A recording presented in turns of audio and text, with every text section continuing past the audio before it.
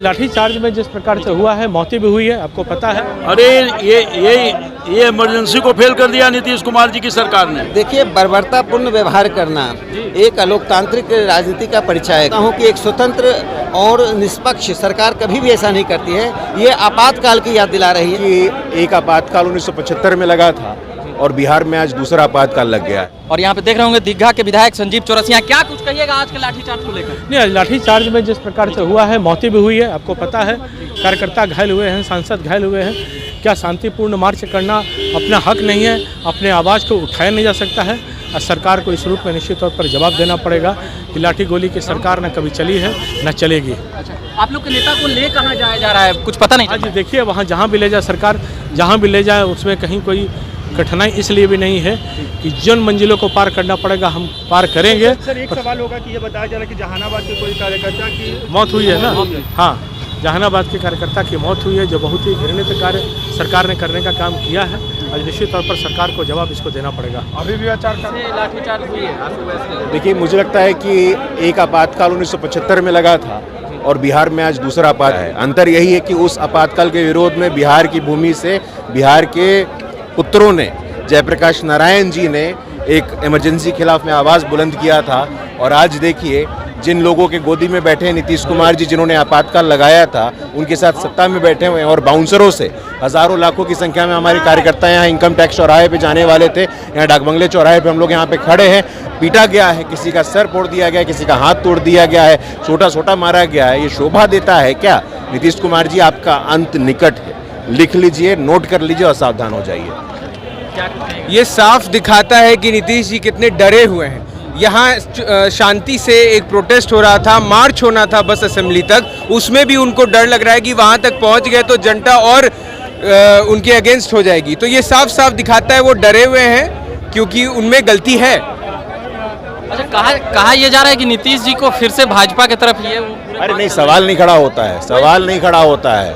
अब ऐसा व्यक्ति जो अवसरवादिता का पराकाष्ठा का उदाहरण देता हो, हाईली अपॉर्चुनिस्टिक आदमी हो, जिसको सिर्फ सत्ता दिखती हो, किसी कीमत पे भारतीय जनता पार्टी उसको वापस नहीं लेने वाली है। कीमत पर भारतीय जनता पार्टी वापस नहीं लेगी। और भी देख रहे होंगे, तमाम नेताओं को सुना चुका हूँ, चाहे वह सुशील मोदी हों, नंद किशोर यादव हों, रामकृपाल यादव हों, मंगल पांडे हों, शाहनवाज हुसैन हों। नहीं, छोटका लोगों को दिखाया नहीं है। क्या बात करते हैं आप? क्या हुआ है बताइए? क्या हुआ है? भ्रष्टाचारियों की सरकार में तो चाबी छीना गया है, आंसू का गोला छोड़ा जा रहा है। ये हिजड़ों की सरकार है, लेडीजों पर लाठीचार्ज किया जा रहा है। तो क्या चाबी छीन लिया गया है? ये हिजड़ों की सरकार है बिहार में, खाली भ्रष्टाचार, इन लोग भ्रष्टाचारी कर रहा है, खाली नहीं चलने दिया जा रहा है। देख रहे होंगे यहाँ पर अभी रामकृपाल जी सांसदों और विधायकों को पीटा गया है, आपके माथा फूट गया, पैर भी टूट गया है। इमरजेंसी के खिलाफ लड़ के आगे आए थे और फिर इमरजेंसी लागू करने वाला कांग्रेस के गोद में बैठ करके उसी तरह का आचरण कर रहे हैं जिस तरह से इमरजेंसी में कांग्रेस ने की थी। उसका संस्कार ले लिया है और शांतिपूर्ण ढंग से आंदोलन करने वाले हमारे भारतीय जनता पार्टी के कार्यकर्ताओं को बख्शा नहीं गया। दमनकारी नीतियों को बुरी तरह से अपनाया गया और लाठी और गोली, लाठी से, अश्रु गैस से हमारे कार्यकर्ताओं को मारा गया। न सिर्फ महिलाओं को भी बख्शा नहीं गया और बहुत बुरी स्थिति में हमारे लोग हैं जिनको लाठीचार्ज हुआ। लगता है कि किसी की जान भी गई है। आप लोग अब क्या करिएगा यहाँ से? हम लोग आगे बढ़ने की कोशिश कर रहे हैं। बढ़ने की कोशिश करेंगे, पर गाड़ी का चाबी छीन लिया गया है सर। गाड़ी का चाबी छीन लिया गया है, बोला गया। हाँ, छीन लिया गया है और हम लोग बैठे हैं, खड़े हैं। जाएंगे नहीं आ जाते? कैसे जाएंगे? आगे बढ़ने के लिए आए हैं। चलिए, देख रहे होंगे यहाँ पर बीजेपी के कई अहम नेता हैं और यहाँ पर अभी राकेश सिन्हा जी नजर आ रहे हैं। सांसद और विधायकों को पीटा गया राकेश जी। देखिए, बर्बरतापूर्ण व्यवहार करना एक अलोकतांत्रिक राजनीति का परिचायक है। और मैं इतना जानता हूं कि एक स्वतंत्र और निष्पक्ष सरकार कभी भी ऐसा नहीं करती है। ये आपातकाल की याद दिला रही है। और हिटलर के शासन में जिस प्रकार से लोकतंत्र को कुचला जाता था, वही नीतीश जी कर रहे हैं। लेकिन मैं उनको बता देना चाहता हूं, जैसे नंद वंश को पाटलिपुत्र में चाणक्य ने उखाड़ फेंका था, इस नीतीश कुमार की सरकार को भारतीय जनता पार्टी उखाड़ फेंकेगी। अब आप लोग आगे क्या करिएगा? यहाँ से बोल रहे हैं आगे जाएंगे? हम आगे कूच करेंगे। हम इनके लाठी गोली से, अश्रु गैस से डरने वाले नहीं हैं। और मैं इतना बता देना चाहता हूँ नीतीश कुमार जी को कि जिस लोकतांत्रिक आंदोलन की उपज है जो 74 में अब्दुल गफूर के सरकार के खिलाफ हुआ था, उसी लोकतांत्रिक आंदोलन की उपज होकर आज अलोकतांत्रिक व्यवहार कर रहे हैं। जनता अपनी आंखों से देख रही है। ये नीतीश जी का जाना तय है।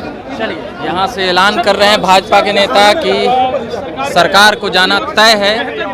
और यहाँ पर जिन शिक्षकों की नियुक्ति उन्होंने स्वयं की, उसी नियुक्ति पर सवाल खड़ा कर रहे हैं। इसमें किसका दोष है? शिक्षकों की अस्मिता और सम्मान को कटघरे में खड़ा करना, यह उनके अस्तित्व को खड़ा करना कटघरे में, यह अशोभनीय है। और शिक्षकों के साथ मैं यह न्याय मानता हूँ, उनको राजकर्मी का दर्जा देना चाहिए। यदि आप इसकी अगर उन्होंने नियुक्ति की, गलत नियुक्ति की, तो इसकी जिम्मेदारी उनकी है। पहले वो इस्तीफा दें। दोनों हालत में नीतीश कुमार जिम्मेदार है। सर, जो अगला सवाल है, भीड़ स्टार्टिंग से ही चार्ज करी थी। भीड़ ने चिली पाउडर भी फेंका है, पत्थर भी फेंके हैं और लाठी का भी प्रयोग हुआ है। हमारे लोग भी घायल हुए हैं। उसी के प्रोपोर्शनेट फोर्स यूज हुआ है, हल्का बल प्रयोग ही किया गया है। अगर भीड़ स्टार्टिंग में चार्ज नहीं करती तो हम लोग कार्रवाई करेंगे। अभी इनको यहीं से जाने दिया जाएगा, इनको रोका जाएगा, गिरफ्तारी जाएगी।